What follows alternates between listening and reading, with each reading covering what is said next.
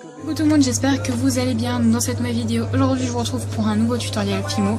Ça va être sur une base, le croissant, que j'ai réussi il n'y a pas longtemps. Donc à force de faire des essais, et du coup je vous retrouve avec le tutoriel tout de suite. Donc la liste du matériel, vous allez tout d'abord avoir besoin d'un outil aiguille. Donc ça va nous servir à faire la texture et le côté réaliste de votre croissant.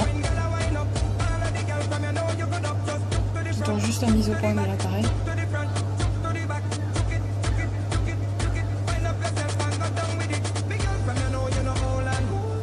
Donc voilà. Ensuite vous allez avoir besoin d'un scalpel, d'une lame. Donc le scalpel et la lame, vous pouvez le remplacer par n'importe quel autre objet coupant. D'un pinceau pour faire l'effet cuit et donc de pastels. Alors pour les pastels, je vais utiliser de l'ocre jaune et de la terre de ciel brûlée, qui est de l'autre côté d'ailleurs. Donc terre de ciel brûlée et ocre jaune. Et ensuite vous allez avoir besoin de pain de Fimo de la couleur de votre choix. Moi avant j'utilisais pour faire tout j'utilisais de la chair foncée, de la chair claire. Vous allez prendre un petit bout que vous allez venir en fait. Donc moi j'ai déjà fait à l'avance. Moi j'utilise la chair claire et sur le gros pain il n'y a pas de numéro. Ah oui, et j'oubliais un élément essentiel après la Fimo, vous allez avoir besoin d'un rouleau. Donc vous allez bien malaxer votre pâte entre vos doigts. Une fois que c'est fait, vous allez prendre un rouleau et vous allez l'étaler.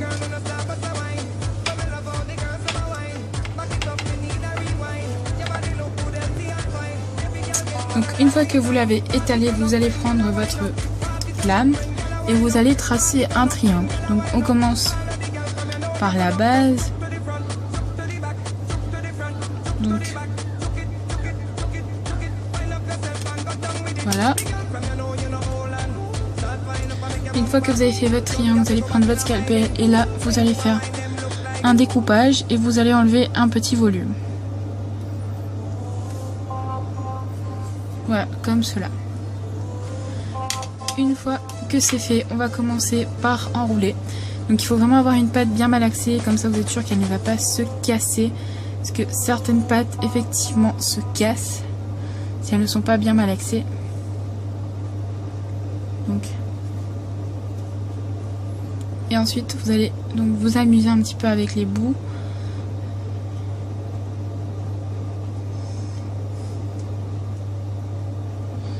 Donc là comme vous voyez, moi elle s'est cassée, alors je vais la réparer.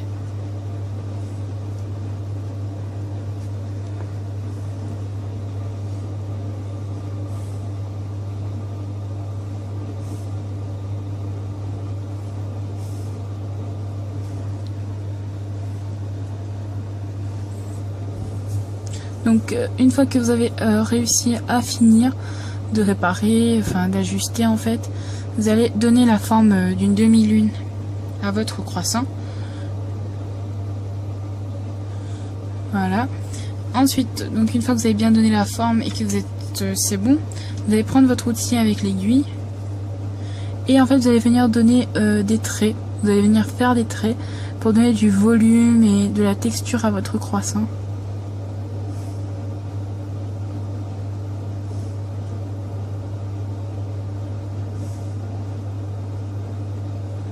Donc voilà, j'espère que vous voyez à peu près ce que je fais à la caméra.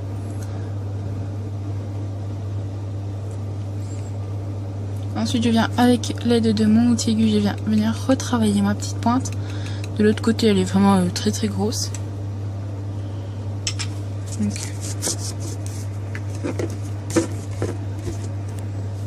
Voilà. Ensuite je vais venir prendre des pastels, donc je vais commencer par de l'ocre jaune.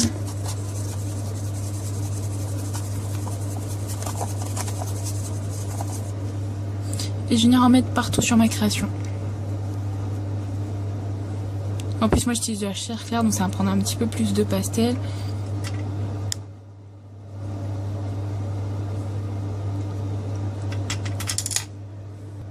Donc je suis venue râper un petit peu mon ocre jaune sur ma table pour que ce soit plus rapide et plus facile. Parce que sinon je vais y passer des heures.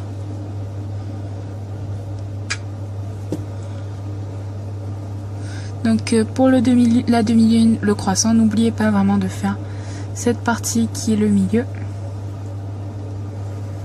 Ensuite faites l'arrière aussi un petit peu par ici puisque ça se voit sur vos créations.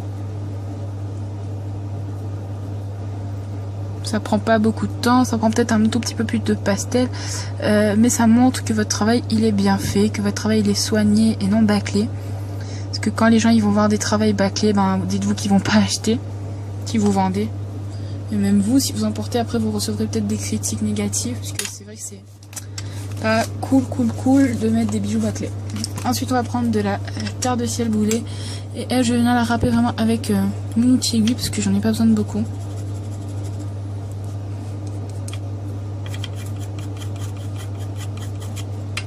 Voilà, et je viens en prendre sur tout mon pinceau, donc je la racle bien et je prends tout d'un coup sur mon pinceau. Et ensuite comme vous le voyez là je vais passer juste grossièrement parce que sinon ça fait un aspect trop cuit. Donc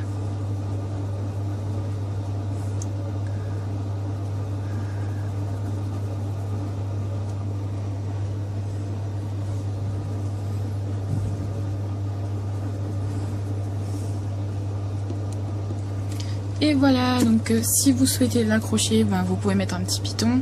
Si vous comptez le mettre en bague, ben, vous faites rien. Et si vous souhaitez juste faire un petit cabochon, ben voilà, vous avez terminé. Donc il ne vous reste plus qu'à cuire votre création et je vous dis à très bientôt dans de nouveaux tutos.